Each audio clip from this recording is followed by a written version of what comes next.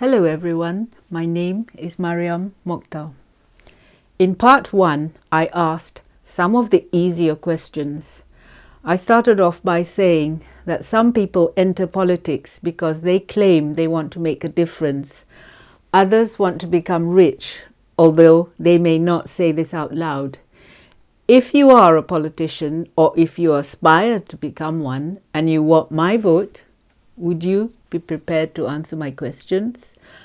I do not care if you are a veteran politician who has been in politics for over 5 decades or if you are contemplating a life in politics.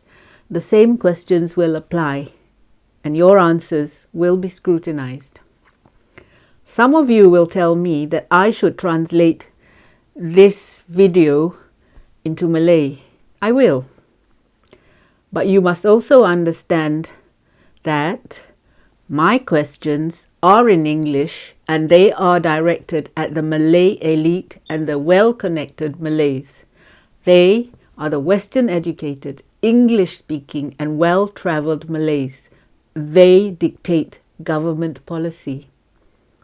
For example, Azhar Harun, the Speaker of Parliament, who blocks many attempts by the opposition to question the ruling MPs.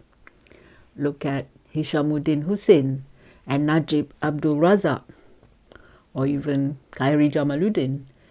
These are the men who are Western educated and English speaking. They shaped policy when they were in power. These Malays are also the main beneficiaries of Ketuanan Melayu policies.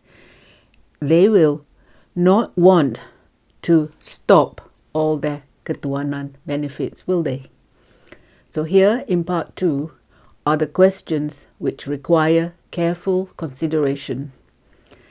So if you are a politician and you really want my vote, here are my detailed questions. Number 1, what does your party stand for? Are the policies to benefit one racial grouping or are the policies promoting Bangsa Malaysia? Question 2, how will you restore trust in Malaysians? The Rakyat has been disappointed by the actions of politicians who in the past have let us down. They have failed to deliver on their promises. So how will you restore our trust in you? Number 3, the country's problems are well documented.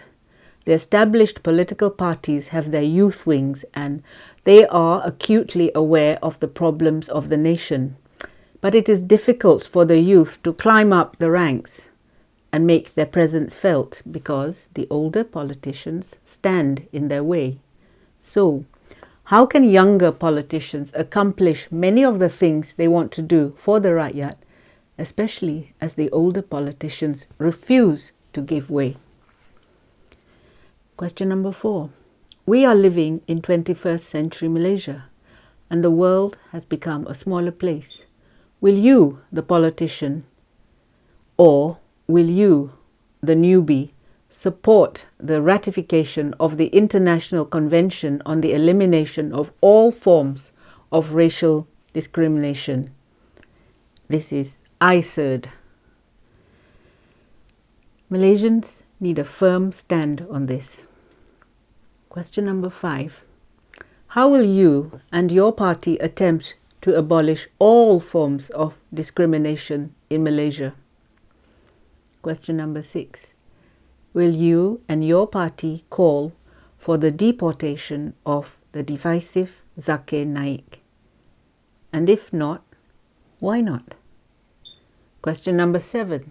How will you and your party resolve the sensitive issues of religion, such as banning polygamy and child marriages? The claim that Muslim issues only affect Muslims is wrong. Look at how Indira Gandhi, the mother from Ipoh, has suffered. Question number 8. How can the cycle of political cronyism be stopped? What are your suggestions? Question number 9. How can nepotism be stopped? And question number 10. Malaysians hate their lives being micromanaged by JAKIM. Both Malays and non-Malays suffer. JAKIM is no longer about Islam. JAKIM is all about making our lives miserable and, more importantly, about making money. Just look at the halal certification business. So, will you, the veteran politician or the newbie politician, will you agree to banning JAKIM? If not, why not? You know that politicians are funded by taxpayers' money, and so they must abide by a stricter moral code. When they break the rules, of course the Malaysian rakyat is angry. We live, as I said, in 21st century Malaysia. We also live in a world that has become smaller because of social media and modern forms of communication. If we left things to our current group of ulama, we will be forced to live in the 7th century. The use of race and religion should not be allowed. Forget race-based parties. So, are some of the older and more established political parties willing to change and adapt to modern times? Umno-Baru and past leaders lied about non-Malays being the richest people in Malaysia. What about that man with white hair in Sarawak, or some of those in Sabah? Or that politician who was once the Malaysian ambassador to America, who died a billionaire?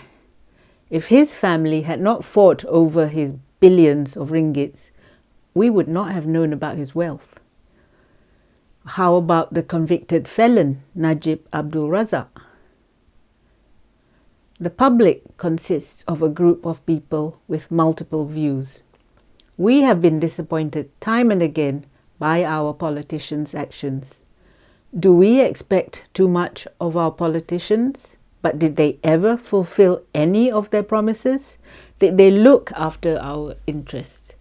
Or did the politicians think that they can never measure up to the public's expectations, and so they refuse to try any longer? We are a constitutional democracy, but every time the Prime Minister fails us, what does he do? He runs to the King to ask him to intervene. What's happening here? What do you think? Thank you for listening. Speak to you soon. If you like my videos, please press like and subscribe to my YouTube channel. Please also visit my Patreon channel if you wish to sponsor me. Thank you.